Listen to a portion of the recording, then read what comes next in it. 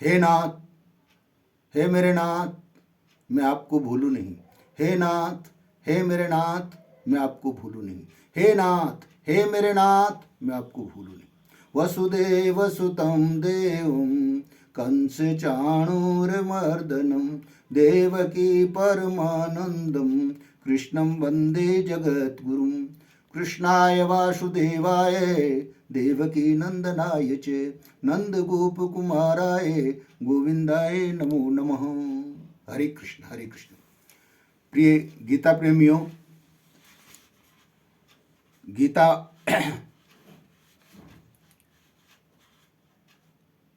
जी का पाठ प्रारंभ कर रहे हैं।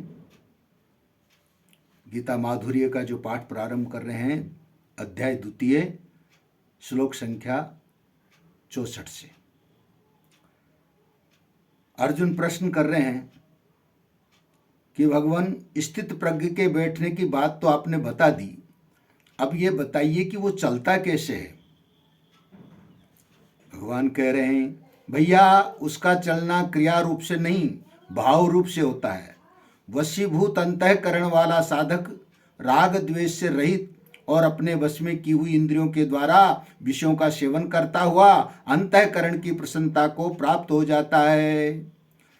प्रभु, अंतःकरण की प्रसन्नता को प्राप्त होने पर क्या होता है?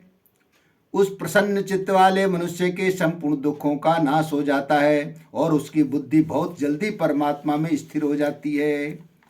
अच्छा, बुद्धि स्थिर किसकी नहीं होती? भैया, जिसका मन और इंद्रियां संयमित नहीं है, ऐसे मनुष्य की व्यवसायत्मिका एक निश्चय वाली बुद्धि नहीं होती। व्यवसायत्मिका बुद्धि न होने से उसकी मुझे केवल अपने कर्तव्य का पालन करना है ऐसी भावना, ऐसा विचार नहीं होता। तो ऐसी भावना न होने से, अर्थात अपने कर्तव्य का पालन न होने से उसको शांति नहीं मिलती। फिर अशांत मनुष्य को सुख भी कैसे मिल सकता है? प्रभु, जो संसारी भोगी हैं उसकी बुद्धि स्थिर होने की तो संभावना ही नहीं है, पर जो साधक हैं उसकी बुद्धि स्थिर न होने में क्या कारण है? भगवान कहते हैं कि कारण यह है कि जैसे जल में चलती हुई नाव को वायु भर लेती है, ऐसे ही साधक की अपने अपने विषयों में जो है, अपने अपने विषयों में विचरती हुई इंद्रियों में से एक इंद्रिय भी मन के साथ हो जाती है। उस इंद्रिय के साथ मिला हुआ वो अकेला मन ही उस साधक की बुद्धि को हर लेता है। तो फिर बुद्धि स्थिर किसकी होती है प्रभु? हे महाभावो, जिसकी इंद्रियां सब प्रकार से वश में हैं, अर्थात जिसके मन से भी विषयों का चिंतन नहीं होता है, उसकी बुद्धि स्थिर होती है। प्रभु, जिसकी इंद्रियां वश में नहीं है ऐसे साधारण मनुष्यों में और जिसकी इंद्रियां वश में हैं ऐसे संयमी मनुष्य में क्या अंतर है?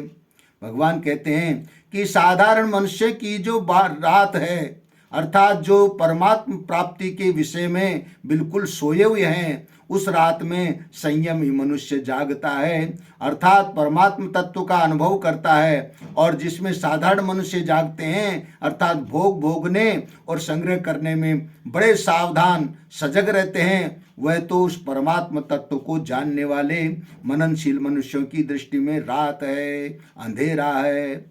तो फिर प्रभु, उस संयमी मनुष्य के सामने भोग पदार्थ आते ही नहीं है होंगे? नहीं नहीं, ऐसी बात नहीं है, आते हैं, परंतु जैसे अपनी मर्यादा में अटल रहने वाले और चारों ओर से जल द्वारा परिपूर्ण समुद्र में संपूर्ण नदियों का जल आकर के मिल जाता है, पर वो समुद्र में कोई विकार पैदा नहीं करता, ऐसे ही उस संयमी मनुष्य के सामने संसार के सभी भोग आते हैं, पर वे उसमें कोई विकार पैदा नहीं करते। ऐसा मनुष्य ही परम शांति परमात्म तत्व को प्राप्त होता है, भोगों की कामना वाला नहीं। प्रभु, भोगों की कामना वालों को भी शांति की प्राप्ति कैसे हो? भैया, उनको तो त्याग से ही शांति प्राप्त होती है। जो मनुष्य संपूर्ण कामनाओं का तथा स्पृहा त्याग करके अहंता ममता से रहित होकर विचरता है, उसको शांति प्राप्त हो जाती है। प्रभु, अहंता ममता से रहित होने पर उसकी स्थिति कहाँ होती है? भैया, उसकी स्थिति ब्रह्म में होती है। हे पार्थ, यही ब्राह्मी स्थिति है। इसको प्राप्त होने पर मनुष्य कभी मोहित नहीं होता। यदि मनुष्य इस ब्राह्मी स्थिति में अंत काल में भी स्थित हो जाए, अर्थात अंत काल में भी अहमता ममता रहित हो जाए, तो वह निर्वाण यानी शांत ब्रह्म को प्राप्त हो जाता है। हरे कृष्ण कृष्ण कृष्ण हरे हरे। द्वितीय अध्याय समाप्त।